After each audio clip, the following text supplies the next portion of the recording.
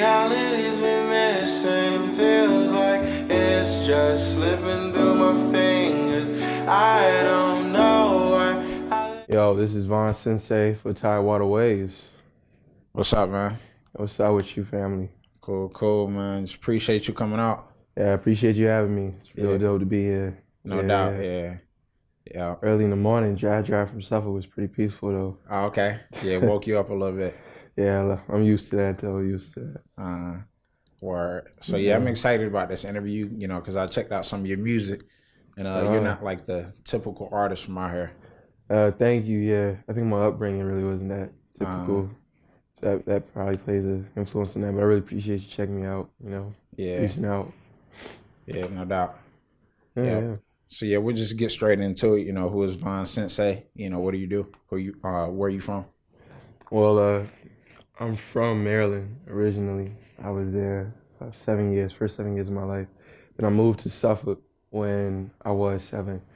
And I've been in Suffolk, downtown Suffolk for the remainder of my life, for real. Went to Norfolk State, and so I got love for the city, definitely.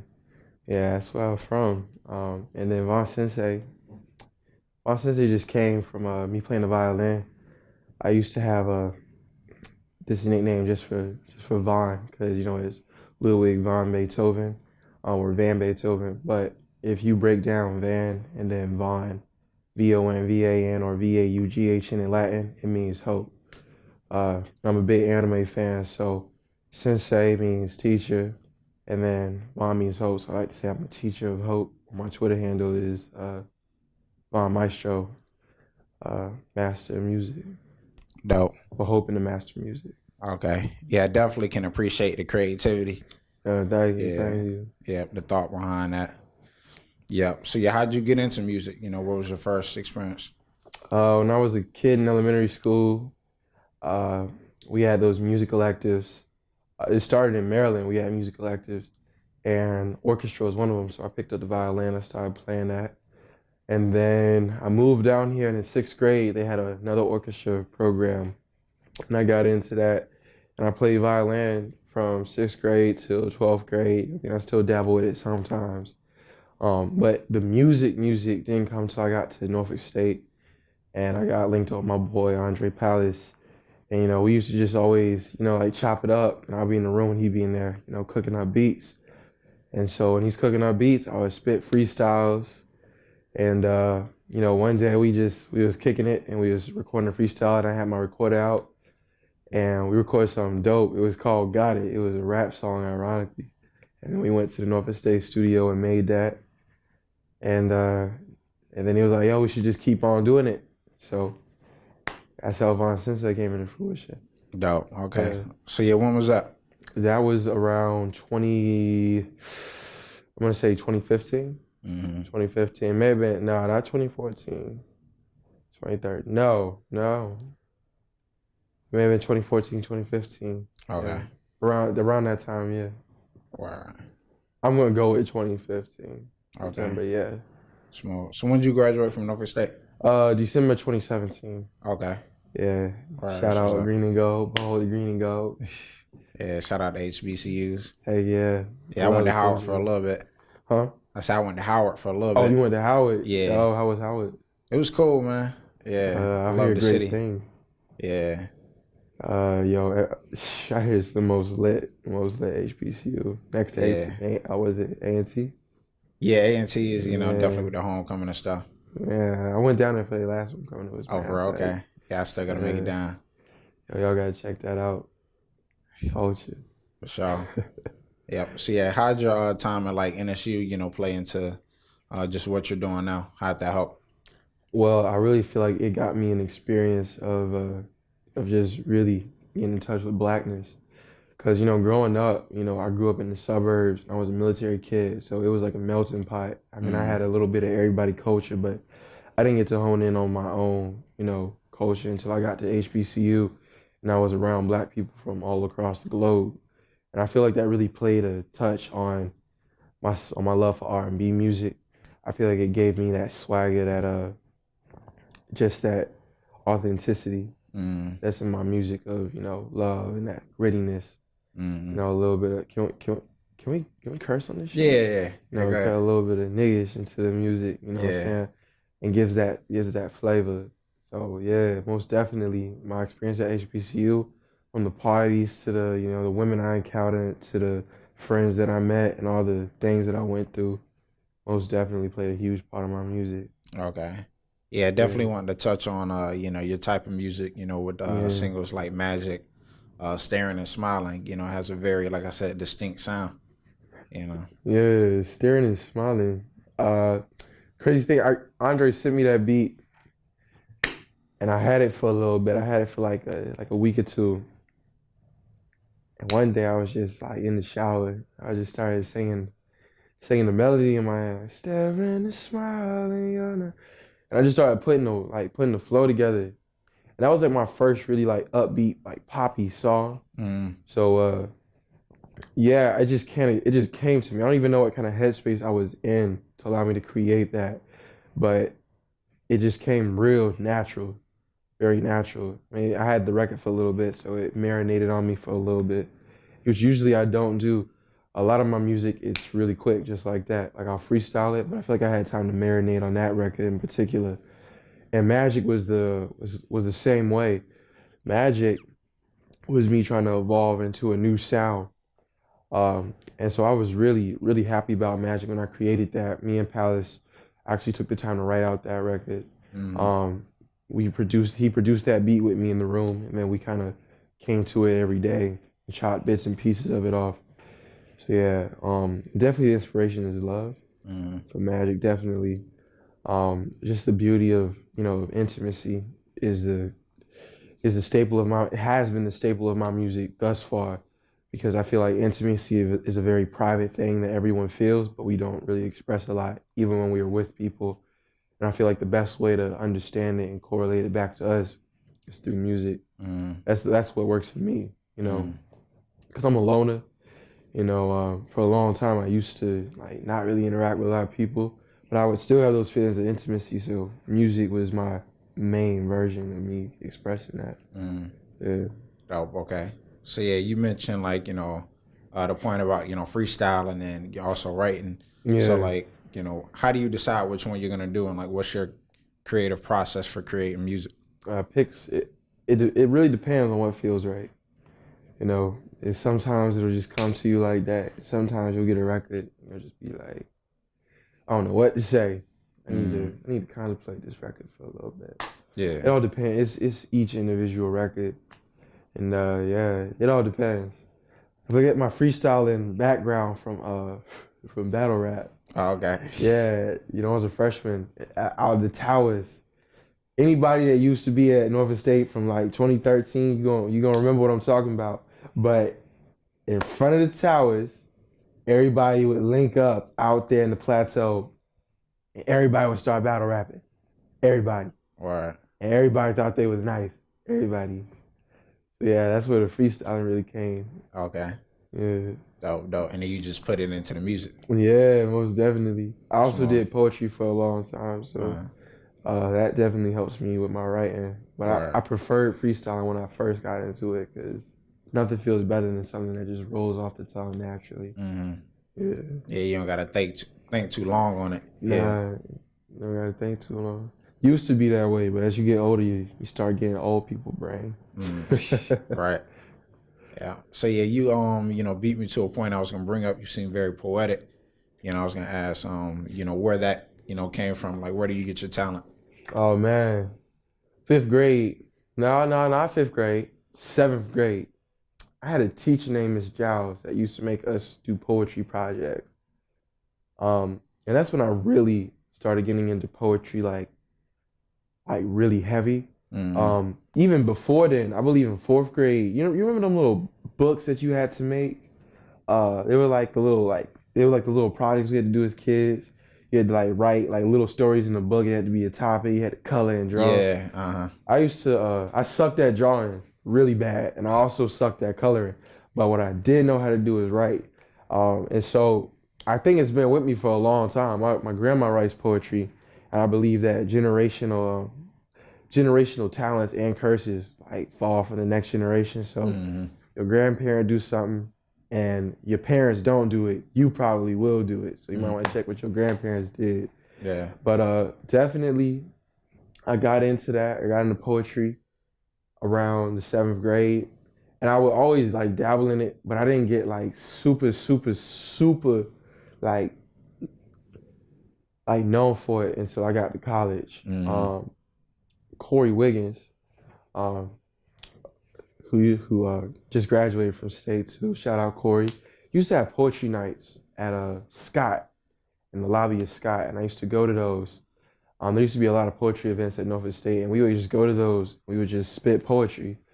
And one summer, I believe it's the summer right after I made my first record, I started writing poetry books. One of my poetry books on Wattpad too, by the way, Wattpad Vonsensei. But I started writing poetry books. I really got into it. Used to post them on Instagram. Used to get a bunch of likes, you know what I'm saying? And I just really got into poetry that way. Yeah. Okay. So yeah, with that background and your style of music, do you have like any musical inspirations? Most definitely. Music, Soul Child, Luther Vandross, Rhyme at Night. And then you gotta blend that in with rap too. So definitely in my early beginnings, old school Tory Lanez. Definitely like Lost Cause 3, that's a classic to me. Old school Chance when he was making acid rap, Kendrick Lamar, J. Cole. I love the lyricism in all of their music, and I just love the feeling of R&B. Most definitely. John Lennon, John Mayer. A lot of alternative music. Sounds crazy. I used to listen to a lot of white boy music, so like Secondhand, Serenade, the intensity of Paddock. Paddock Park. All right, Maroon 5 and all that. Maroon 5 a little bit, but I wasn't the biggest Maroon 5 fan. Gotcha. Okay. Yeah, it's a whole lot. I'm not even giving credit to everything I draw inspiration from, but definitely like the whole '90s era. The early, like the later 2000s, like after 2010. Yeah. Dope. Okay. So yeah, speaking on those people who, already set in their careers, like how far are you trying to take yours? How far? As far as God allows me. As far as it's meant to be. I feel like I've accomplished a lot, just like making music. I haven't really had any like label heads like reach out or nothing like that. But I feel like I've done really good just to have been like an artist that just loves to create. Mostly I just love to create. I do what I do just for the love of it. So if it goes somewhere that's super big, that's dope. If it ends up just me being something I pass down to my kids one day, that's dope. But I'll go wherever it goes. Yeah, pass it down to your grandkids. Yeah, yo, pick up that mic. Right. Yeah. Sing a little song. Right. Yeah. So yeah, what'd you major in at NSU? Mass communication. Okay. Yeah. Dope. This is my background, so I'm glad to see you doing this. Yeah. Yeah. Yeah, I studied advertising. Oh, you studied advertising? Yeah, so writing the same journalism, all that, yeah. You know the struggle. Yeah, exactly. You ever had to take mass media law? No, I didn't do that. I never finished though. Oh, okay. Yeah, so right at that point, All right. Yeah. You're still doing it big though. Yeah, appreciate you, man, trying to. Yeah. So yeah, I was gonna ask you, like, how does that degree, play into your music, with you knowing how to move and set things up from a communication standpoint? You just gotta be professional in what you're doing. Like if you're gonna drop, make sure your quality's there. You're never gonna put out anything that's low quality. Mix your stuff, engineer your stuff, have a plan for your music, follow that plan. If you have a record that's pretty big, I've always stressed release it the right way. Have visuals ready. Make sure you get it. This is one thing I didn't used to do. I didn't used to put it on all streaming platforms. Excuse me. I'm in the process now of actually putting all my music on all platforms. So by the end of the month, that should be up there. All my music on SoundCloud will be moved to every streaming service. So just make sure you're putting your music everywhere. And make sure your visuals are on point. Have your scripts format out. make sure that you're not being, doing nothing fugazi, yeah. Okay.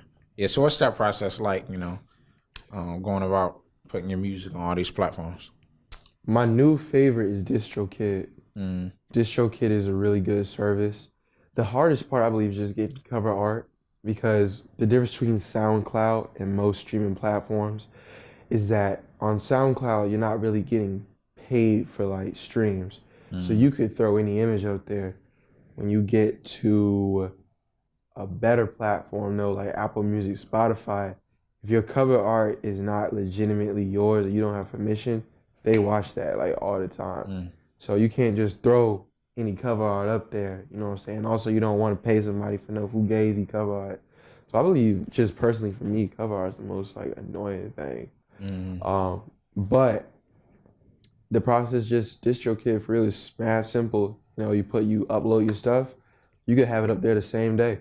You can even actually now you can actually plan what day you want it to drop, and it will drop on time. Dope. Yeah. Right. It was pretty dope to have that. Yeah. And another point you brought up, the visuals.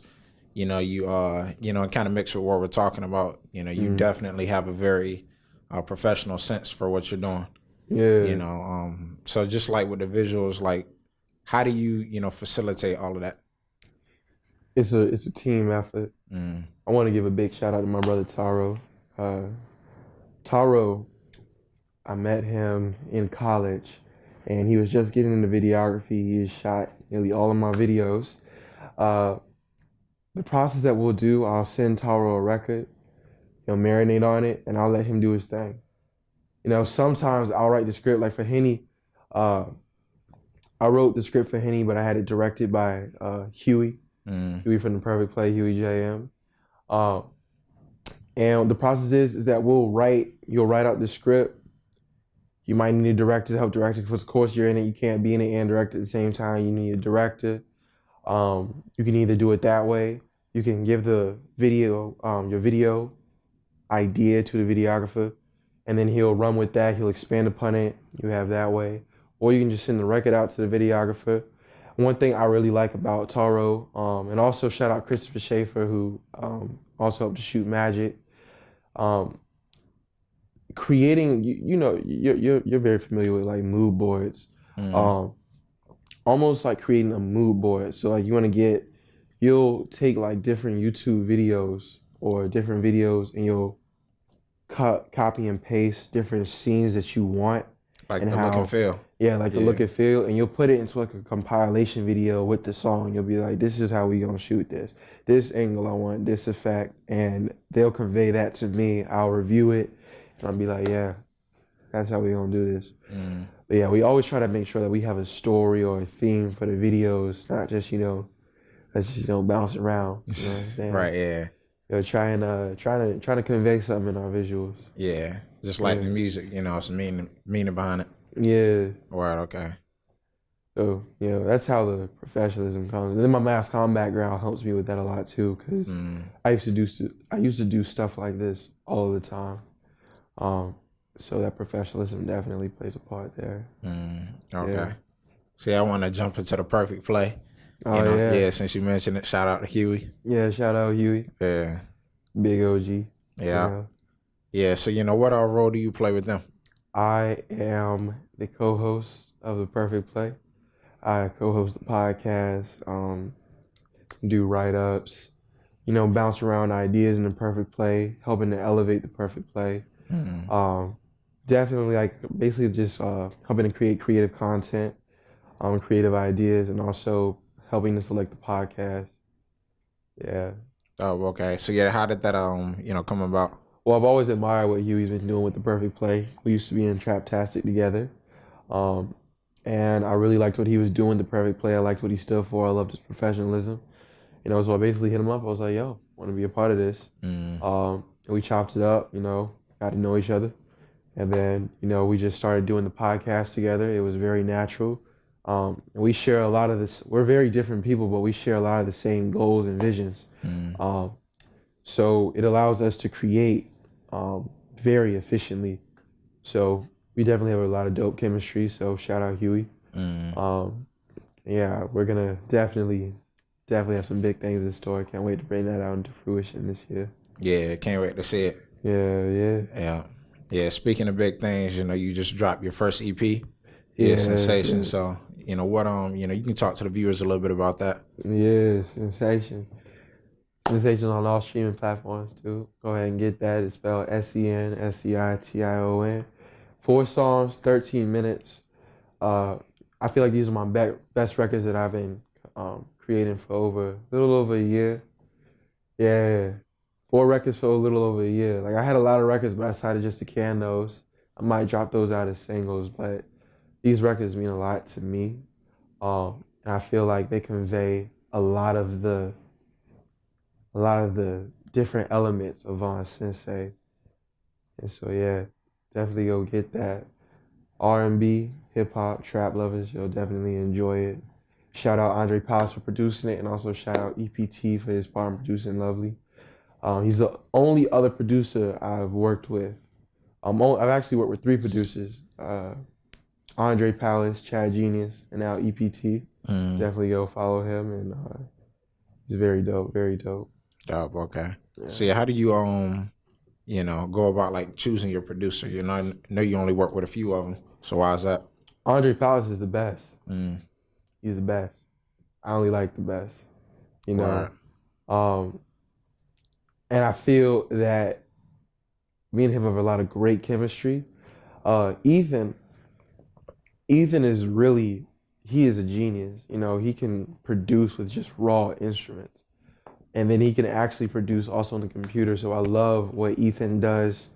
And also Ethan is EPT, to put that out there. Ethan is very, very, very good at what he does. He mixes, he masters, he engineers. He does everything. I really love what he does. I really love his style. I love his ear for music. So I definitely enjoy working with him. And then Chad Genius.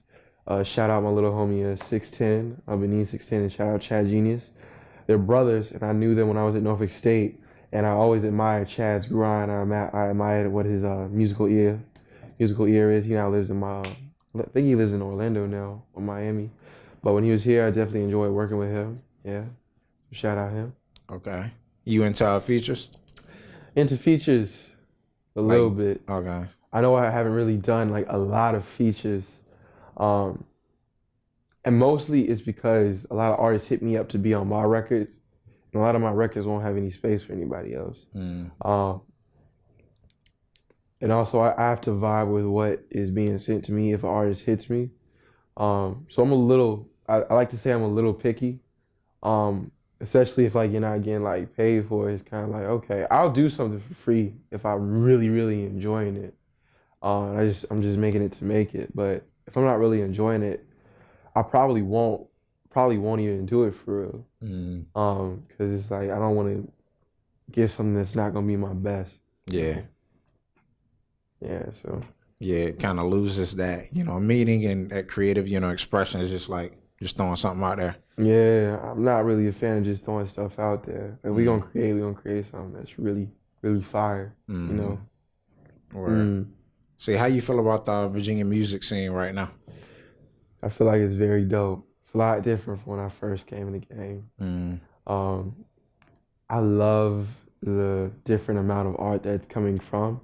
I still feel like the main scene that gets the most recognition is rap. Is trap music. It's definitely still the most prominent, but there are a lot of different pockets of music that are flourishing, and I'm really glad to see that. If I can give some examples, I love 3 Days. I love what they're doing. I love Boris Lucid. I love what Vesta's doing. Vesta's incredible. I absolutely, shout out to the home team, Reed's Park. I love Sunband. I love, how we have artists like Masego. We have artists like Drum that are really putting on for the culture, adding to the culture. They're now in the mainstream, and they're doing really amazing things. Yeah, I definitely love what the scene is doing, most definitely. You have really great singers here like Sincere for Him and Carlton Baker and Isla Cree, that are really doing their thing. And I feel like there are more events that are popping up by the day that are trying to add different elements to the scene, like Black Hearts Club, the They have their own scene now. You know, they have artists all the time on other shows I've never even heard of. So I think what they're doing is pretty dope. Um, and you know, shout out Traptastic. You know, I definitely feel like they played the ground front for what's going on now. You know, because they were the first of their kind to start doing events like that. So most definitely shout out to them. Yeah. Yeah, but I feel like the scene's doing pretty good. I still feel like, you know, there's tons of room for improvement. I feel like it'll get better. Um, yeah. Dope. Yeah, we definitely feel the same way. You know, I feel like it's, you know, definitely something brewing out here, and in the next couple of years, we have the potential to, you know, be up there with the main, you know, hubs for music. Most definitely. Yeah. We definitely have the potential. A lot of work to be done. Yeah, for sure. Yep. Yeah, most definitely. Yeah. So how you feel about this you know, platform experience? Has it been beneficial to you? Yeah, I love this, you know. I love your setup here. I love your professionalism. I believe that we need this, you know. I believe that we need this kind of a interview for all artists, to be honest. This is very dope that you're doing this. I'm really proud of you. Yeah, Definitely. appreciate you. Yeah, and I can't wait to see you know, what's in store for you for 2019. Definitely stay in touch. Most definitely. Yeah, hope we can do some collaborative work as well. Thank you. Yeah. Yeah, thank you. Yeah, we could definitely get into that. Yeah, for sure. Yeah, we'll talk. Yeah, most definitely. Yeah. Well, yeah, this Vonsensei, and we out. Yeah, we out. I live so dangerous, hoping I might just feel something. I'm so